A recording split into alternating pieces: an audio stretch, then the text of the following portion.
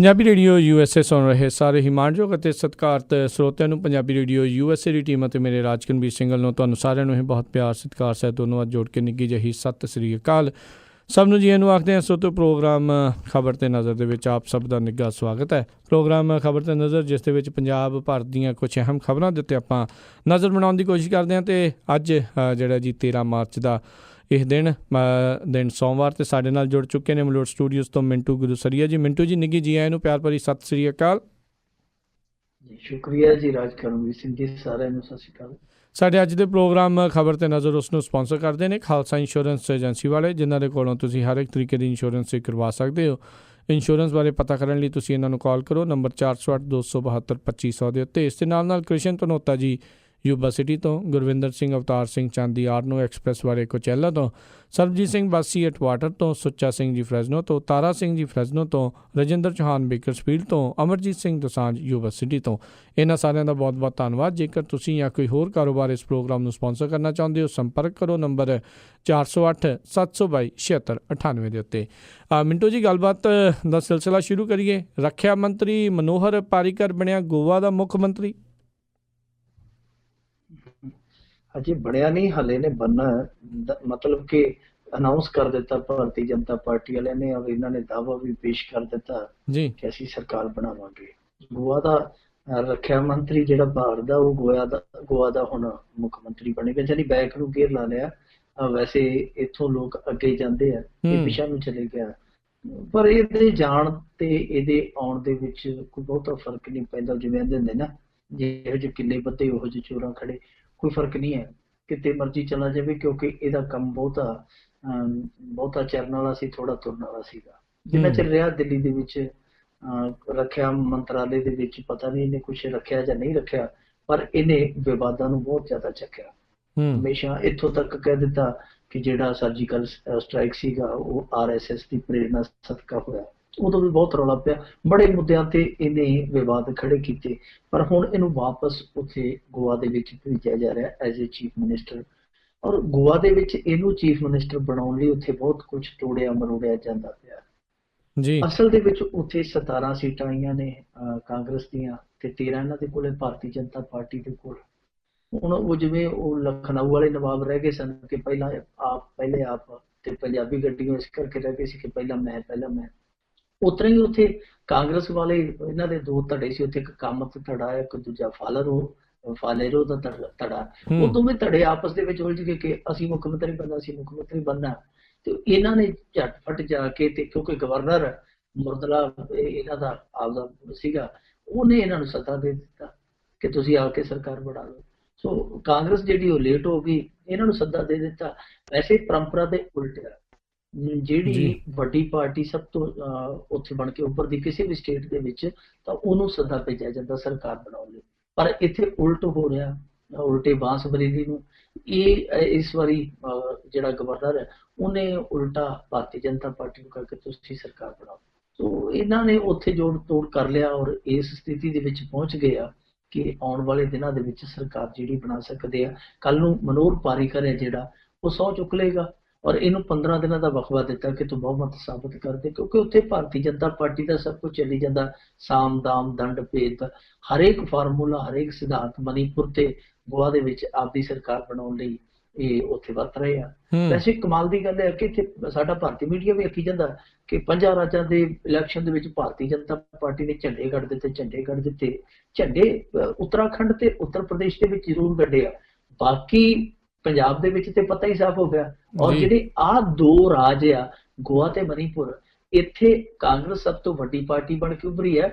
ਇੱਥੇ ਝੰਡਾ ਕੱਢਿਆ ਨਹੀਂ, ਇੱਥੇ ਝੰਡੇ 'ਚ ਡੰਡੇ ਫਸਾਏ ਜਾ ਰਹੇ ਆ, ਧੱਕੇ ਨਾਲ ਫਸਾਏ ਜਾ ਰਹੇ ਆ, ਔਰ ਕਾਂਗਰਸ ਨੂੰ ਪਛਾੜਿਆ ਜਾ ਰਿਹਾ। ਜਿਹੜੇ ਉਹ ਬਕਾਊ ਮਾਲ ਵਾਲੇ ਹੁੰਦੇ ਆ ਨਾ, MLA MP, ਹਰੇਕ ਸਟੇਟ ਦੇ ਵਿੱਚੋਂ ਕੁਛ ਨਾ ਕੁਛ ਮਿਲ ਜਾਂਦੇ ਆ, ਜਿਹੜਾ ਇਹੋ ਜਿਹਾ ਕਾਟੂ ਛਾਟੂ ਮਾਲ ਹੁੰਦਾ। ਸੋ ਉਹੋ ਜਿਹਾ ਲੱਭ ਕੇ ਆਪਦੇ ਨਾਲ ਜੋੜਿਆ ਜਾਂਦਾ ਪਿਆ ਇਹਨਾਂ ਦੋ ਰਾਜਾਂ ਦੇ ਵਿੱਚ।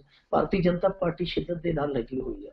ਵੈਸੇ ਮਨੋਹਰ ਪਾਰੀਕਰ ਵਾਲਾ ਜਿਹੜਾ ਮੁੱਦਾ, ਉਹਨੂੰ ਪਾਸੇ ਛੱਡ ਦਈਏ, ਕਿਉਂਕਿ ਭਾਰਤੀ ਜਨਤਾ ਪਾਰਟੀ ਨੇ ਤੇ ਅਰੁਣਾਚਲ ਪ੍ਰਦੇਸ਼ ਦੇ ਵਿੱਚ, ਉੱਤਰਾਖੰਡ ਦੇ ਵਿੱਚ ਜੋ ਕੀਤਾ ਸਭ ਨੂੰ ਪਤਾ, ਅੱਗੇ ਨੇ ਜੋ ਕਰਨਾ ਉਹ ਵੀ ਸਭ ਨੂੰ ਪਤਾ।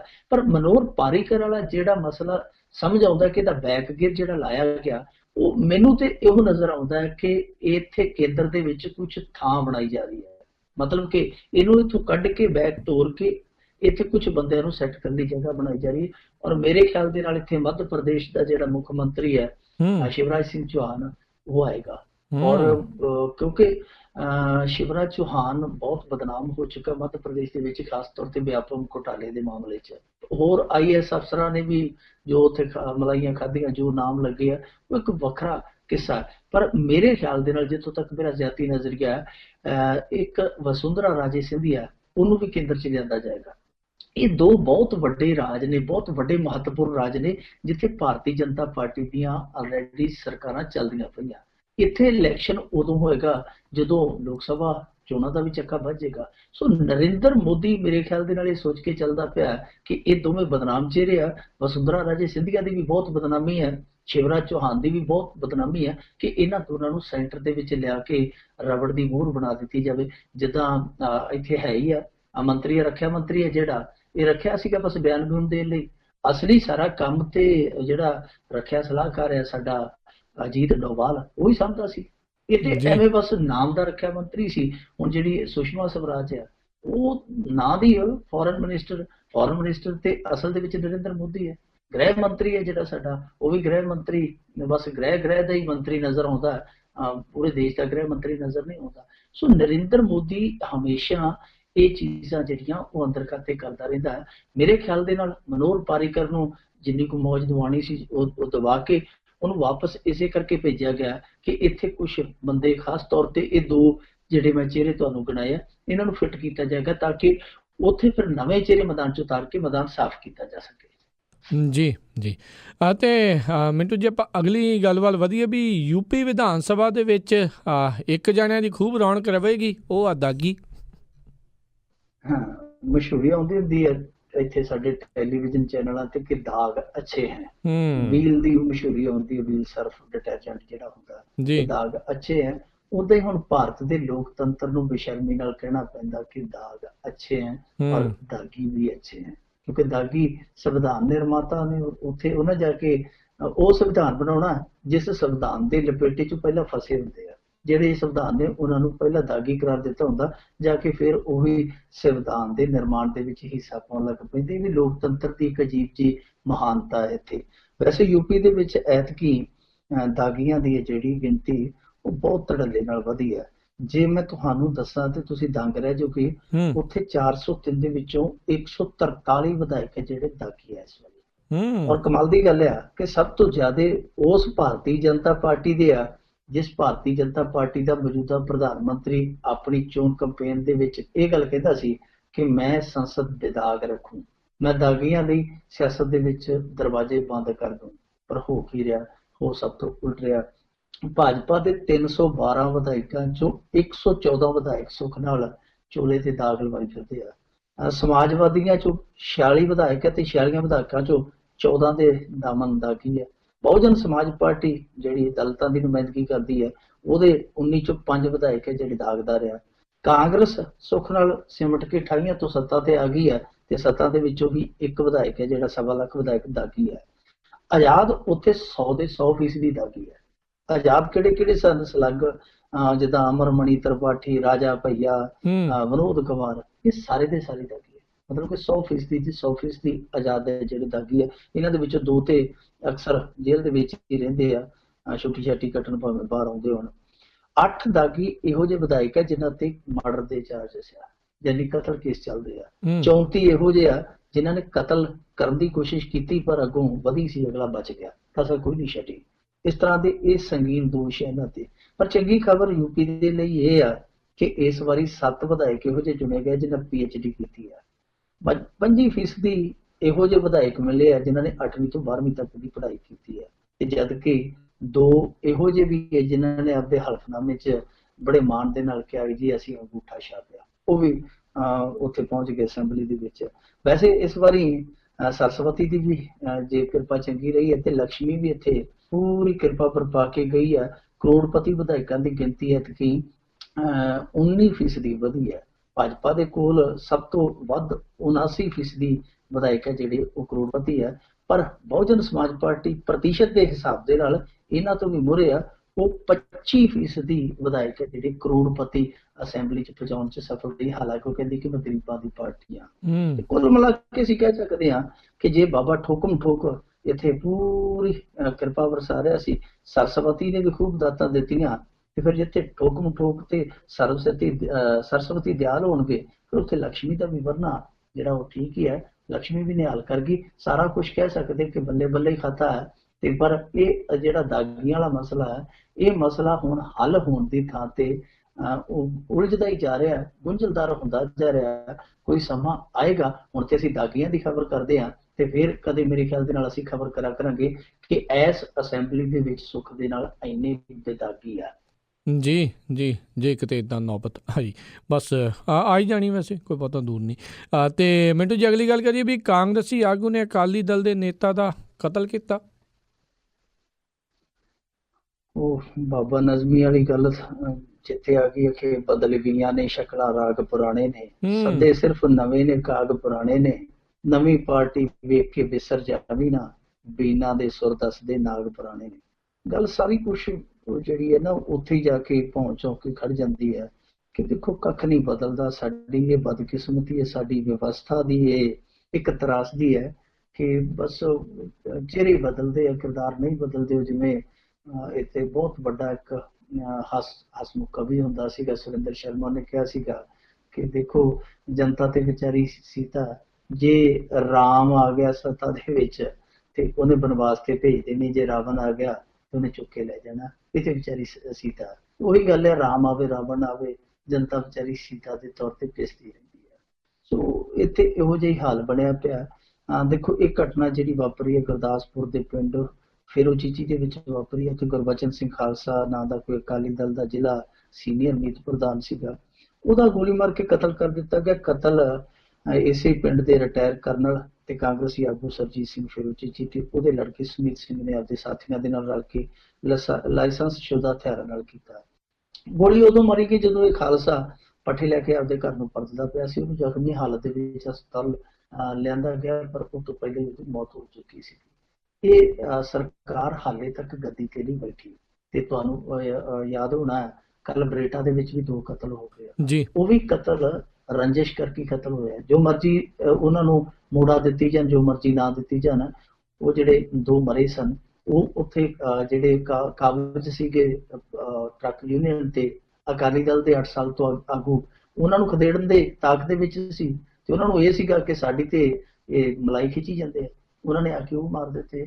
ਇੱਕ ਥਾਂ ਤੇ ਕੱਲ ਹੋਰ ਕਬਜ਼ਾ ਕਰਨ ਦੀ ਕੋਸ਼ਿਸ਼ ਕੀਤੀ ਗਈ ਲੰਬੀ ਦੇ ਲਾਗੇ, ਉਹ ਤੇ ਖੈਰ ਚਲੋ ਇੱਕ ਵਾਰੀ ਨਿਬੜ ਗਿਆ, ਕਾਂਗਰਸੀ ਆਪਸ ਦੇ ਵਿੱਚ ਲੜ ਪਏ, ਕਹਿੰਦੇ ਕਿ ਇਹ ਮੇਰੀ ਯੂਨੀਅਨ ਹੈ, ਉਹ ਕਹਿੰਦਾ ਮੇਰੀ ਯੂਨੀਅਨ, ਤੇ ਟਲ ਗਿਆ ਮਸਲਾ।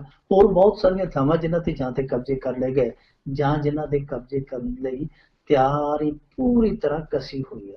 ਪਰ ਇਹ ਜਿਹੜਾ ਕਤਲ ਹੋ ਜਾਣਾ, ਇਹ ਇਸ਼ਾਰਾ ਕਰਦਾ ਕਿ ਆਉਣ ਵਾਲੇ ਦਿਨਾਂ ਦੇ ਵਿੱਚ ਇਹੋ ਜਿਹੀਆਂ ਰੰਜਿਸ਼ਾਂ, ਕਿਉਂਕਿ ਦੇਖੋ ਅਕਾਲੀਆਂ ਨੇ ਬਹੁਤ ਮਾੜੀ ਕੀਤੀ ਹੋਈ ਹੈ, ਬਹੁਤ ਮਾੜੀ ਕੀਤੀ ਹੋਈ ਕਾਂਗਰਸੀਆਂ ਦੇ ਨਾਲ। ਤੁਹਾਨੂੰ ਯਾਦ ਹੋਣਾ ਇੱਕ ਵਾਰੀ ਚੋਣ ਕੰਪੇਨ ਦੇ ਦੌਰਾਨ ਕੈਪਟਨ ਸੀਗਾ ਜਿਹੜਾ, ਉਹ ਆਪਣੀ ਚੋਣ ਮੁਹਿੰਮ ਛੱਡ ਕੇ ਥਾਣੇ ਚਲਾ ਗਿਆ ਸੀ। ਉਹਦਾ ਕਾਰਨ ਇਹ ਸੀ ਕਿ ਇੱਕ ਗੁਰਸਿੱਖ ਬੰਦਾ ਆ ਕੇ ਉੱਥੇ ਕੈਪਟਨ ਦੇ ਸਾਹਮਣੇ ਰੋਣ ਲੱਗ ਪਿਆ ਸੀ ਕਿ ਪਈ ਦਾ ਰੌਲਾ ਹੈ ਔਰ ਮੈਨੂੰ ਇੰਨਾ ਜਲੀਲ ਕੀਤਾ ਜਾਂਦਾ ਪੁਲਿਸ ਵੱਲੋਂ ਕਿ ਮੇਰਾ ਜੀਣ ਦਾ ਹੁਣ ਕੋਈ ਹੱਜ ਹੀ ਨਹੀਂ ਰਿਹਾ। ਤੁਹਾਨੂੰ ਯਾਦ ਹੋਣਾ ਸੰਗਤ ਥਾਣੇ ਦੇ ਵਿੱਚ ਆਪ ਕੈਪਟਨ ਨੂੰ ਜਾਣਾ ਪਿਆ ਸੀਗਾ।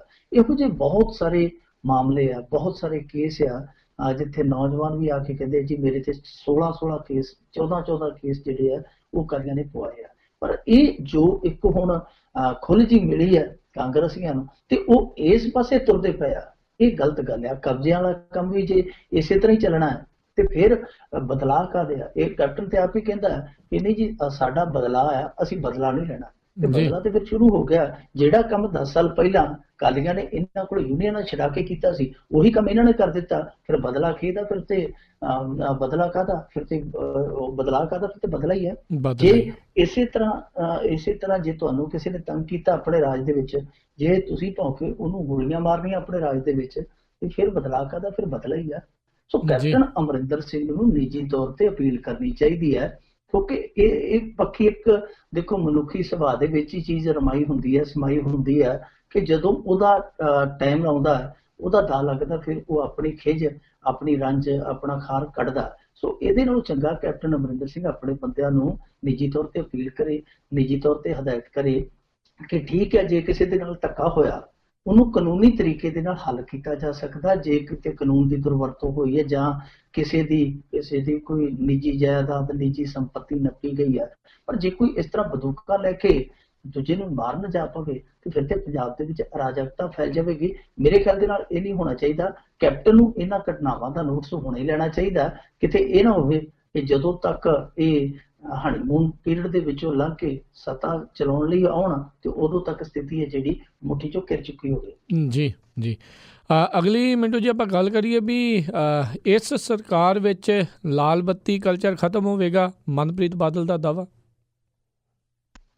ਬੜੀ ਚੰਗੀ ਗੱਲ ਹੈ ਜੀ ਜੇ ਕਰਦੇ ਨੇ ਮਨਪ੍ਰੀਤ ਸਿੰਘ ਬਾਦਲ। ਇਹਨਾਂ ਨੇ ਤੇ ਆਪਣੇ ਚੋਣ ਮੈਨੀਫੈਸਟੋ ਦੇ ਵਿੱਚ ਨੁਕਤਾ ਸ਼ਾਮਲ ਕੀਤਾ ਸੀਗਾ ਕਿ ਅਸੀਂ ਲਾਲ ਬੱਤੀ ਕਲਚਰ ਜਾਂ VIP ਕਲਚਰ ਜਾਂ ਜਿਹੜਾ ਨੀਂਹ ਪੱਥਰ ਕਲਚਰ ਆ, ਇਹ ਸਾਰੇ ਕਲਚਰ ਅਸੀਂ ਬੰਦ ਕਰਾਂਗੇ। ਤੇ ਜੇ ਉਹਨਾਂ ਨੇ ਇਸ ਵਾਅਦੇ ਨੂੰ ਯਾਦ ਰੱਖਿਆ ਔਰ ਚੱਜ ਨਾਲ ਯਾਦ ਰੱਖਿਆ ਤੇ ਇਹਦਾ ਮਤਲਬ ਹੈ ਕਿ ਇਹਦੇ ਤੇ ਆਉਣ ਵਾਲੇ ਦਿਨਾਂ 'ਚ ਹੋ ਸਕਦਾ ਅਮਲ ਵੀ ਕੀਤਾ ਜਾ ਸਕਦਾ ਹੋਵੇ। ਉੱਦਾਂ ਜੇ ਮਨਪ੍ਰੀਤ ਬਾਦਲ ਇਸ ਕੰਮ ਨੂੰ ਕਰਦੇ ਆ, ਇਕੱਲਾ ਲਾਲ ਬੱਤੀ ਦਾ ਮਸਲਾ ਨਹੀਂ ਹੈ। ਹੁਣ ਦੇਖੋ ਮਸਲਾ ਅਸਲ ਦੇ ਵਿੱਚ ਕੀ ਹੈ, VIP ਕਲਚਰ ਦਾ। VIP ਕਲਚਰ ਕੀ ਹੈ? ਰਾਜ ਕਰਨਵੀਰ ਸਿੰਘ ਜੀ ਟੁੱਟਾ ਜਿਹਾ ਇੱਕ ਚੇਅਰਮੈਨ ਹੁੰਦਾ ਹੈ ਜਿਹਦੀ ਕਿਸੇ ਦੇ ਨਾਲ ਕੋਈ ਦੁਸ਼ਮਣੀ ਨਹੀਂ, ਕੋਈ ਲੈਣਾ ਨਹੀਂ, ਕੋਈ ਦੇਣਾ ਨਹੀਂ। ਉਹਨੇ ਟੌਰ ਦੇ ਲਈ 30-40 ਬੰਦੇ ਰੱਖੇ ਹੁੰਦੇ ਆ, ਨਾਲ ਗਨਮੈਨ, 4-4 5-5 ਗੱਡੀਆਂ। ਉਹ ਨਾ ਸਿਰਫ ਇੱਕ ਧੌਂਸ ਹੈ, ਇੱਕ ਰੋਹਬ ਹੈ ਵੋਟਰ ਤੇ, ਆਮ ਲੋਕਾਂ ਤੇ, ਪਬਲਿਕ ਤੇ, ਜਨਤਾ ਤੇ, ਆਵਾਮ ਤੇ, ਬਲਕਿ ਖਜ਼ਾਨੇ ਨੂੰ ਵੀ ਚੂਨਾ, ਖਜ਼ਾਨੇ ਤੇ ਵੀ ਬੋਝ ਆ। VIP ਕਲਚਰ ਨੂੰ ਨੱਥ ਪਾਉਣੀ ਚਾਹੀਦੀ ਹੈ। ਔਰ ਮਨਪ੍ਰੀਤ ਬਾਦਲ ਨੂੰ ਮੈਂ ਇਸ ਗੱਲੋਂ ਬਹੁਤ ਜ਼ਿਆਦਾ ਮੈਂ ਸਤਿਕਾਰ ਦਿੰਦਾ ਕਿ ਮਨਪ੍ਰੀਤ ਬਾਦਲ ਰਾਜਨੀਤਿਕ ਤੌਰ ਤੇ ਇਹਦੀਆਂ ਅਸੀਂ 36 ਪ੍ਰਕਾਰ ਦੀਆਂ ਕਹਾਣੀਆਂ ਕੱਢ ਕੇ ਆਲੋਚਨਾ ਕਰ ਸਕਦੇ ਹਾਂ, ਪਰ ਇਸ ਪੱਖੋਂ ਬੰਦਾ ਬਹੁਤ ਜ਼ਿਆਦਾ ਸਧਾਰਨ ਹੈ, ਸਲੀਕੇ ਵਾਲਾ ਕਿ ਆਪਦੀ ਗੱਡੀ ਆਪ ਡਰਾਈਵ ਕਰਦਾ, ਕੋਈ ਇਹਦੇ ਨਾਲ ਗਨਮੈਨ ਨਹੀਂ ਹੁੰਦਾ। ਘਰੋਂ ਖੇਤ ਜਾਣਾ ਹੋਵੇ, ਖੇਤੋਂ ਸ਼ਹਿਰ ਜਾਣਾ ਹੋਵੇ, ਬਠਿੰਡੇ ਜਾਣਾ ਹੋਵੇ, ਕਿਤੇ ਵੀ ਜਾਣਾ ਹੋਵੇ, ਇਕੱਲਾ ਹੀ ਜਾਂਦਾ, ਕੋਈ ਨਾਲ ਗੱਡੀ ਨਹੀਂ, ਕੋਈ ਲੈਣਾ ਨਹੀਂ, ਕੋਈ ਦੇਣਾ ਨਹੀਂ। ਦੂਜੀ ਗੱਲ ਇਹ ਹੈ ਕਿ ਮਨਪ੍ਰੀਤ ਬਾਦਲ ਜਿਹੜੀ ਗੱਲ ਕਹਿੰਦਾ ਉਹਦੇ ਤੇ ਗੌਰ ਜ਼ਰੂਰ ਕਰਦਾ ਹੈ। ਆਪਦੀ ਧੁਨ ਦਾ ਸਵਾਰ ਆਦਮੀ ਹੈ, ਪਰ ਇਹ ਅਸਲ ਦੇ ਵਿੱਚ ਮੁੱਦਾ ਉੱਥੇ ਜਾ ਕੇ ਖਤਮ ਹੋਏਗਾ ਕਿ ਜੇ ਇਹਦੇ ਨਾਲ ਦੇ ਸਾਰੇ ਸਹਿਮਤ ਹੋਣ। ਕਿਉਂਕਿ ਇਹਨਾਂ ਦੇ ਵਿੱਚੋਂ ਇੱਕ ਚਰਨਜੀਤ ਚੰਨੀ ਹੈ, ਇਹਨੇ ਜਦੋਂ ਵਿਰੋਧੀ ਧਿਰ ਦੇ ਨੇਤਾ ਵਜੋਂ ਤਾਂ ਸੰਭਾਲਿਆ ਸੀ, ਇਹਨੇ ਆਖਿਆ ਸੀ ਮੈਂ ਲਾਲ ਬੱਤੀ ਨਹੀਂ ਲਾਉਣੀ, ਮੈਂ ਆ ਨਹੀਂ ਕਰਨਾ, ਮੈਂ VIP ਕਲਚਰ ਤੋਂ ਦੂਰ ਰਹਿਣਾ। ਪਰ 1.5 ਮਹੀਨੇ ਬਾਅਦ ਇਹਨੇ ਪੱਤਰ ਲਿਖ ਦਿੱਤਾ ਸੀ ਮੁੱਖ ਮੰਤਰੀ ਨੂੰ, ਮੁੱਖ ਮੰਤਰੀ ਸਾਹਿਬ ਜਿਹੜੀਆਂ ਤੁਸੀਂ ਹੁਣ ਨਵੀਆਂ ਗੱਡੀਆਂ ਲੈ ਰਹੇ ਹੋ, ਸਾਰੇ ਵਿਧਾਇਕਾਂ ਨੂੰ ਨਵੀਆਂ ਗੱਡੀਆਂ ਲੈ ਕੇ ਦੇਣ ਦਾ ਫੈਸਲਾ ਕੀਤਾ, ਉਹਦੇ 'ਚ ਮੇਰਾ ਵੀ ਨਾਮ ਪਾਓ। ਮੇਰੀ ਗੱਡੀ ਵੀ ਖਸਤਾ ਜੀ ਹੋਈ ਪਈ ਹੈ, ਮੇਰੀ ਗੱਡੀ ਵੀ ਟੁੱਟੀ ਪਈ ਹੈ ਤੇ ਗੱਡੀ ਦੇ ਨਾਲ ਲਾਲ ਬੱਤੀ ਵੀ ਮੰਗ ਰਹੀ ਸੀ। ਸਾਰਾ ਕੁਛ ਪਹਿਲਾਂ ਸੁਰਖੀਆਂ ਕੱਟ ਕੇ ਤੇ ਫਿਰ ਮੁੜ ਕੇ ਸਾਰਾ ਕੁਛ ਉਹੀ ਕਰ ਲਿਆ ਜਿਹੜਾ ਦੂਜੇ ਕਰਦੇ ਆ। ਇਹ ਨਾ ਹੋਵੇ ਕਿ ਇੱਥੇ ਹੁਣ ਇੱਕ ਵਾਰੀ ਰੌਲਾ ਪਾਇਆ ਜਾ ਰਿਹਾ ਕਿ ਅਸੀਂ ਇਹ ਕਰ ਦਿਆਂਗੇ, ਇਹ ਕਰ ਦਿਆਂਗੇ, ਇਹ ਕਰ ਦਿਆਂਗੇ, ਪਰ ਹੌਲੀ ਜੇ ਜਿੱਦਣ ਸਹੁੰ ਚੁੱਕ ਕੇ ਘਰ ਨੂੰ ਆਉਣ ਤੇ ਉਦੋਂ ਕਹਿਣ ਕੇ ਲੈ ਆਓਗੇ ਘੁੱਗ ਵਾਲੀ ਬੱਤੀ, ਨਾਲ 8 ਗੱਡੀਆਂ ਅੱਗੇ, 8 ਗੱਡੀਆਂ ਪਿੱਛੇ। ਇਹ ਲੋੜ ਹੈ ਅਮਲ 'ਚ ਲਿਆਉਣ ਦੀ। ਵੈਸੇ ਜਿੱਦਣ ਇਹਨਾਂ ਨੇ ਇਹ ਚੋਣ ਮੈਨੀਫੈਸਟੋ ਦੀ ਪਹਿਲੀ ਮੀਟਿੰਗ ਕੀਤੀ ਸੀ ਤੇ ਉਸ ਮੀਟਿੰਗ ਦੇ ਵਿੱਚ ਇਹ ਮੁੱਦਾ ਪੱਤਰਕਾਰਾਂ ਦੇ ਸਾਹਮਣੇ ਰੱਖਿਆ ਸੀ ਤੇ ਬੀਬੀ ਭੱਟਲ ਨੇ ਨਾਲ ਦੀ ਨਾਲ ਕਿਹਾ ਸੀ ਨਹੀਂ ਜੀ ਅਸੀਂ ਸੋਚਾਂਗੇ, ਵਿਚਾਰਾਂਗੇ ਇਸ ਮਸਲੇ ਤੇ। ਇਹ ਨਹੀਂ ਸੀ ਕਿਹਾ ਕਿ ਕਰਾਂਗੇ। ਉੱਥੇ ਫਿਰ ਮਨਪ੍ਰੀਤ ਬਾਦਲ ਥੋੜਾ ਜਿਹਾ ਰਿਹਾ ਸੀ, ਉਹਨੇ ਕਿਹਾ ਕਿ ਨਹੀਂ ਇਹ ਸਭ ਤੋਂ ਪਹਿਲਾ ਕੰਮ ਕਰਨ ਵਾਲਾ। ਹੁਣ ਮਨਪ੍ਰੀਤ ਬਾਦਲ ਜੇ ਪੂਰੀ ਕਰੜਾਈ ਦੇ ਨਾਲ ਇਸ ਚੀਜ਼ ਨੂੰ ਲਾਗੂ ਕਰਾਉਂਦਾ, ਮੈਸੇਜ ਚੰਗਾ ਜਾਏਗਾ, ਇਹਨਾਂ ਦੀ ਬੋਲੀ ਚੰਗੀ ਹੋਏਗੀ, ਸ਼ੁਭ ਸੰਕੇਤ ਹੋਏਗਾ ਇਹਨਾਂ ਦੇ ਲਈ। ਪਰ ਮੇਰੇ ਖਿਆਲ ਦੇ ਨਾਲ ਇਹਦੀ ਸ਼ੁਰੂਆਤ ਬਹੁਤ ਪਹਿਲਾਂ ਮਨਪ੍ਰੀਤ ਬਾਦਲ ਨੂੰ ਆਪਣੇ ਘਰ ਤੋਂ ਵੀ ਕਰਨੀ ਚਾਹੀਦੀ ਸੀ। ਇਹਦੇ ਬਜ਼ੁਰਗ ਆ ਜਿਹੜੇ ਗੁਰਦਾਸ ਸਿੰਘ ਬਾਦਲ ਇਹਦੇ ਪਿਤਾ ਜਿਹੜੇ ਉਹ ਬਹੁਤ ਅੱਛੇ ਆਦਮੀ ਹੈ, ਭਲੇ ਮਾਨਸ ਆਦਮੀ ਆ। ਉਹ ਨਾ ਤੇ ਹੁਣ ਇਸ ਸਮੇਂ ਮੈਂਬਰ ਪਾਰਲੀਮੈਂਟ ਸਨ, ਨਾ ਕੋਈ ਚੇਅਰਮੈਨ ਸਨ, ਨਾ ਕੋਈ MLA ਸਨ, ਪਰ ਉਹਨਾਂ ਕੋਲ ਵੀ 2 ਪਾਇਲਟ ਗੱਡੀਆਂ ਹੁੰਦੀਆਂ ਸੀ ਤੇ ਇੱਕ ਭਰਾ ਪਾਸ਼ ਵੱਲੋਂ ਪ੍ਰਕਾਸ਼ ਸਿੰਘ ਬਾਦਲ ਜੀ ਉਹਨਾਂ ਦੇ ਵੱਲੋਂ ਭੇਟ ਕੀਤੀ ਕਿ ਮੰਟੈਰੋ ਵੀ ਹੁੰਦੀ ਸੀ, ਮੰਟੈਰੋ ਵਿੱਚ ਤੇ ਇੱਕ ਜਿਪਸੀ ਪਾਇਲਟ ਅੱਗੇ, ਇੱਕ ਜਿਪਸੀ ਪਾਇਲਟ ਪਿੱਛੇ। ਜਦਕਿ ਗੁਰਦਾਸ ਸਿੰਘ ਬਾਦਲ ਨੂੰ ਇਹੋ ਜਿਹਾ ਕੋਈ ਖਤਰਾ ਨਹੀਂ ਕਿਤੇ। ਉਹਦਾ ਤਾਂ ਬਹੁਤ ਸਨਮਾਨ ਆ, ਬਹੁਤ ਮਾਣ ਹੈ ਸਾਡੇ ਇਲਾਕੇ ਦੇ ਵਿੱਚ, ਸਤਿਕਾਰ ਸਾਰੇ ਕਰਦੇ ਕਿ ਗੁਰਦਾਸ ਸਿੰਘ ਬਾਦਲ ਨੇ ਕਦੇ ਕਿਸੇ ਨਾਲ ਚੜੋਖਤੀ ਨਹੀਂ ਕੀਤੀ, ਕਿਸੇ ਨਾਲ ਕਦੇ ਵਿਗਾੜੀ ਨਹੀਂ। ਫਿਰ ਉਹਨੂੰ ਕੀ ਲੋੜ ਆ ਇੱਕ ਜਿਪਸੀ ਅੱਗੇ, ਇੱਕ ਜਿਪਸੀ ਪਿੱਛੇ?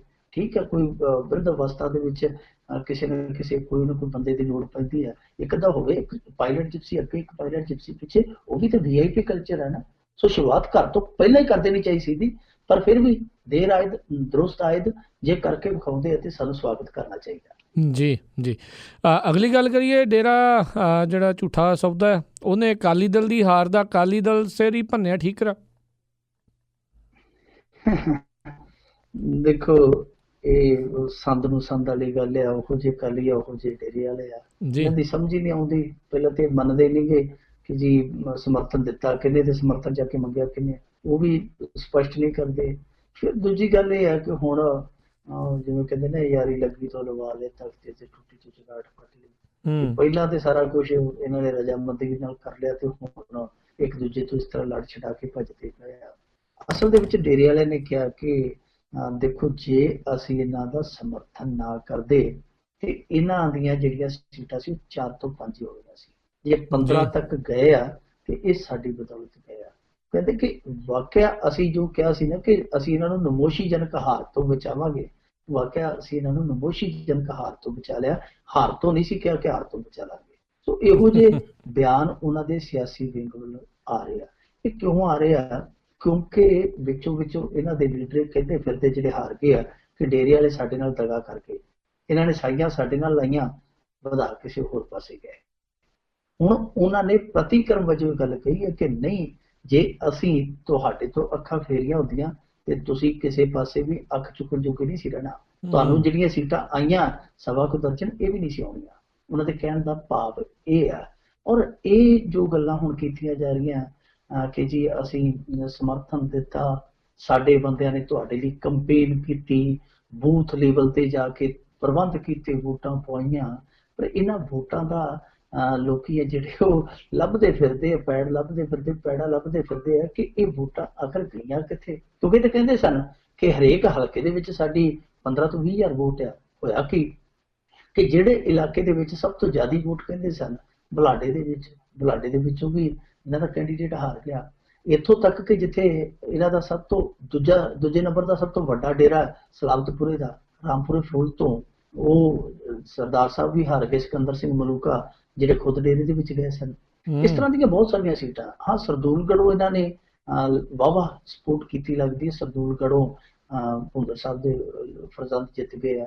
ਜਲਾਲਾਬਾਦ ਤੋਂ ਅਸਰ ਪਿਆ, ਪਰ ਲੋਕੀ ਇਹ ਲੱਭਦੇ ਫਿਰਦੇ ਪੰਜਾਬ ਦੇ ਵਿੱਚ ਕਿ ਦੂਜੀ ਵੋਟ ਜਿਹੜੀ ਕਹਿੰਦੇ ਸਨ ਕਿ ਹਰੇਕ ਹਲਕੇ ਦੇ ਵਿੱਚ 20 ਤੋਂ 30 ਹਜ਼ਾਰ ਸਾਡੀ ਵੋਟ ਆ, ਉਹ ਕਿੱਧਰ ਗਈ। ਪਰ ਇਹ ਵੋਟ ਹਮੇਸ਼ਾ ਹੀ ਲੱਭਦੀ ਨਹੀਂ। ਤੁਹਾਨੂੰ ਯਾਦ ਹੋਣਾ ਇਹ ਵੋਟ ਜੇ ਭਾਰਤੀ ਜਨਤਾ ਪਾਰਟੀ ਨੂੰ ਭੁਗਤੀ ਸੀ ਹਰਿਆਣੇ ਦੇ ਵਿੱਚ ਤੇ ਸਰਸਾ ਤੇ ਹਿਸਾਰ ਦੇ ਵਿੱਚ, ਜਿੱਥੇ ਡੇਰੇ ਦਾ ਬਹੁਤ ਜ਼ਿਆਦਾ ਪ੍ਰਭਾਵ ਹੈ, ਉੱਥੇ ਭਾਰਤੀ ਜਨਤਾ ਪਾਰਟੀ ਡੁੱਬ ਗਈ ਸੀ। ਜੇ ਦਿੱਲੀ ਦੇ ਵਿੱਚ ਇਹਨਾਂ ਨੇ ਭਾਰਤੀ ਜਨਤਾ ਪਾਰਟੀ ਨੂੰ ਸਪੋਰਟ ਕੀਤੀ ਸੀ, ਉੱਥੇ ਤੇ ਪੂਰੀ ਦੀ ਪੂਰੀ ਡੁੱਬ ਗਈ ਸੀ। ਸੋ ਇਹਨਾਂ ਦੀ ਵੋਟ ਦਾ ਪਤਾ ਹੀ ਨਹੀਂ ਲੱਗਦਾ ਕਿੱਥੇ ਜਾਂਦੀ ਕਿੱਥੇ ਆਉਂਦੀ ਹੈ। ਇਹ ਵੋਟ ਚਮਤਕਾਰੀ ਵੋਟ ਹੀ ਹੈ, ਜਿਵੇਂ ਇਹਨਾਂ ਦਾ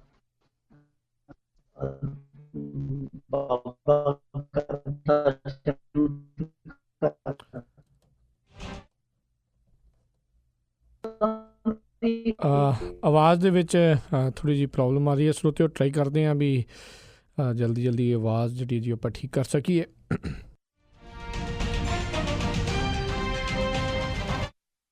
ਜੀ ਮਿੰਟੋ ਜੀ ਜੀ ਜੀ ਜੀ ਹਾਂਜੀ ਰਾਜਕਰ ਜੀ, ਆਵਾਜ਼ ਆ ਰਹੀ ਹੈ ਜੀ? ਹਾਂਜੀ, ਹੁਣ ਆ ਰਹੀ ਹੈ, ਠੀਕ ਆ ਰਹੀ ਹੈ ਜੀ। ਤੇ ਜੀ ਤੇ ਆਪਾਂ ਮੈਂ ਇਹ ਗੱਲ ਕਹਿੰਦਾ ਪਿਆ ਸੀਗਾ ਕਿ ਜਿਹੜੀਆਂ ਹੁਣ ਇਹ ਗੱਲਾਂ ਕਰਦੇ ਪਏ ਨੇ ਇੱਕ ਦੂਜੇ ਨੂੰ ਲਾ ਕੇ ਚੁੱਕ ਕੇ, ਉਹਦੇ ਕਰਨ ਦੇ ਪਿੱਛੇ ਕਾਰਨ ਇਹੋ ਹੀ ਆ ਕਿ ਦੇਖੋ, ਅਕਾਲੀ ਦਲ ਦਾ ਤੇ ਉਹਨਾਂ ਨੂੰ ਬਿਲਕੁਲ ਪਤਾ ਕਿ ਅਕਾਲੀ ਦਲ ਹੁਣ ਜਿਹੜਾ ਉਹਦਾ ਸੂਬੜਾ ਸਾਫ਼ ਆ।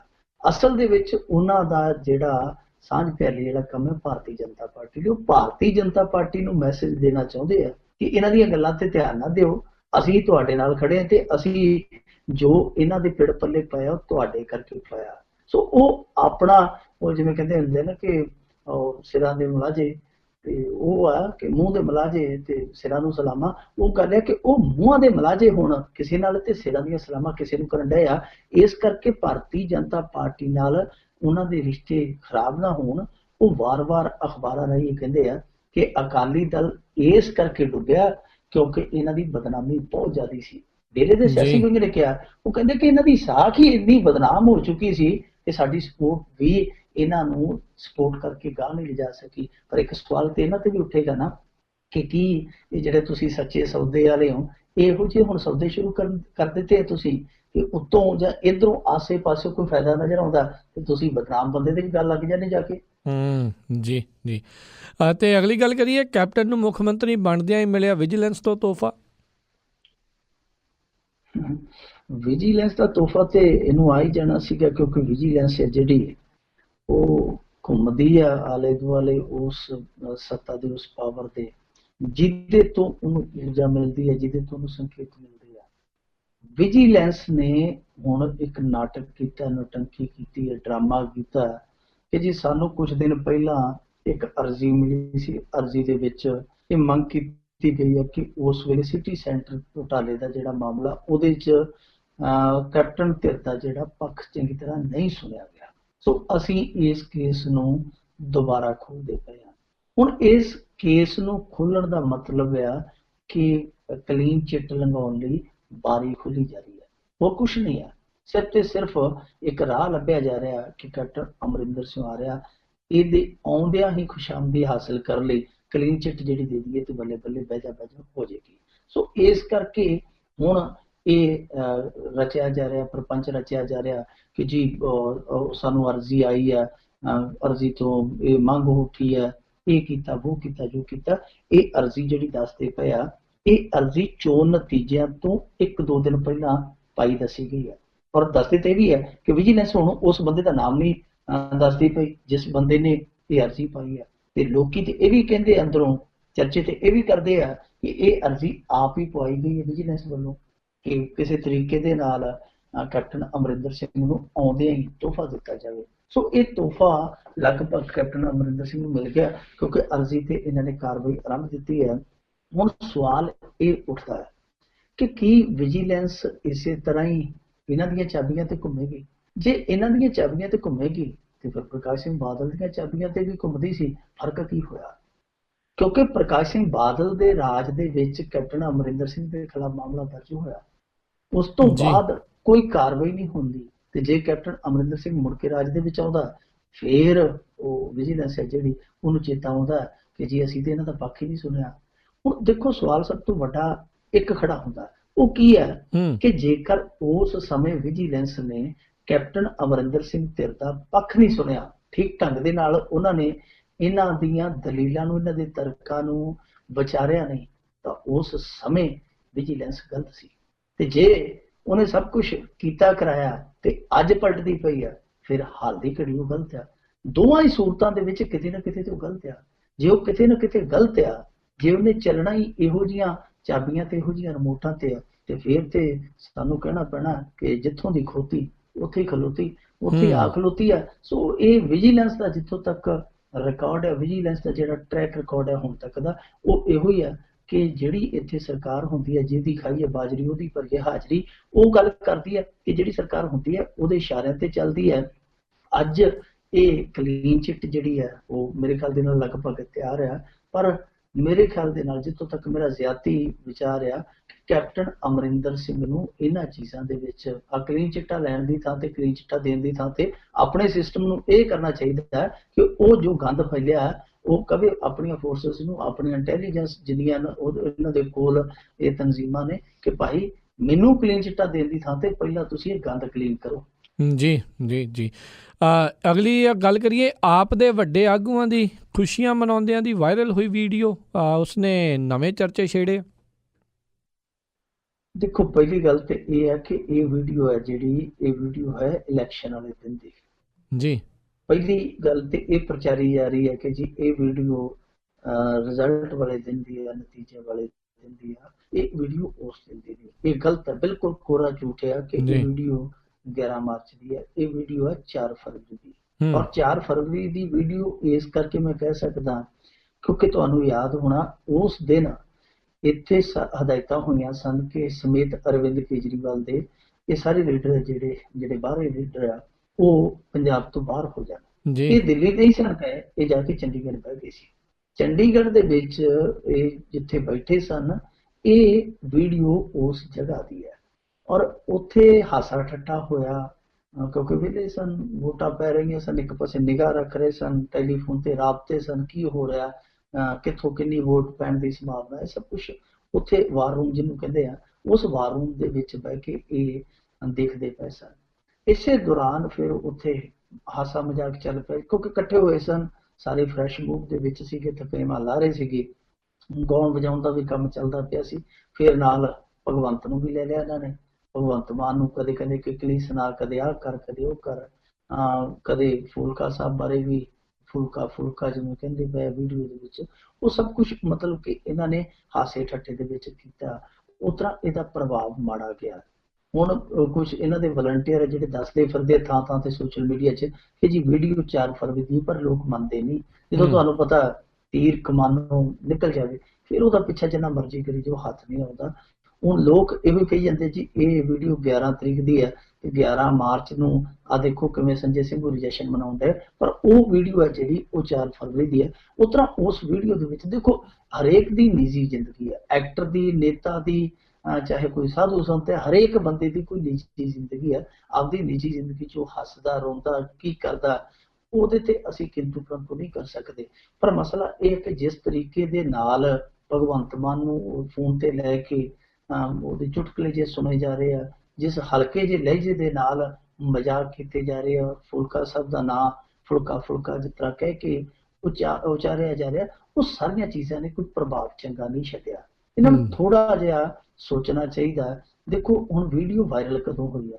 ਵੀਡੀਓ ਵਾਇਰਲ ਉਦੋਂ ਹੋਈ ਹੈ ਜਦੋਂ ਇਹਨਾਂ ਦੀ ਦਿੱਲੀ ਵਾਲੀ ਟੀਮ ਤੇ ਉਂਗਲਾਂ ਉੱਠੀਆਂ ਪਈਆਂ। ਉਸ ਸਮੇਂ ਜਦੋਂ ਇੱਥੋਂ ਦਾ ਜਿਹੜਾ ਵਲੰਟੀਅਰ ਹੈ ਬਹੁਤ ਵੱਡੇ ਸਦਮੇ 'ਚ ਹੈ। ਉਸ ਵੀਡੀਓ ਦਾ ਵਾਇਰਲ ਹੋ ਜਾਣਾ ਉਹਨਾਂ ਦੇ ਜ਼ਖਮਾਂ ਤੇ ਆ ਰਹੀ ਹੈ, ਲੂਣ ਨਹੀਂ ਜ਼ਖਮਾਂ ਤੇ ਆ ਰਹੀ ਹੈ, ਕਿਉਂਕਿ ਉਹਨਾਂ ਨੂੰ ਇਹ ਲੱਗਦਾ ਕਿ ਦੇਖੋ ਅਸੀਂ ਅੱਜ ਕਿੰਨੇ ਸਦਮੇ 'ਚ ਤੇ ਇਹ ਵੀਡੀਓ 'ਚ ਕੀ ਕਰਦੇ ਪਏ।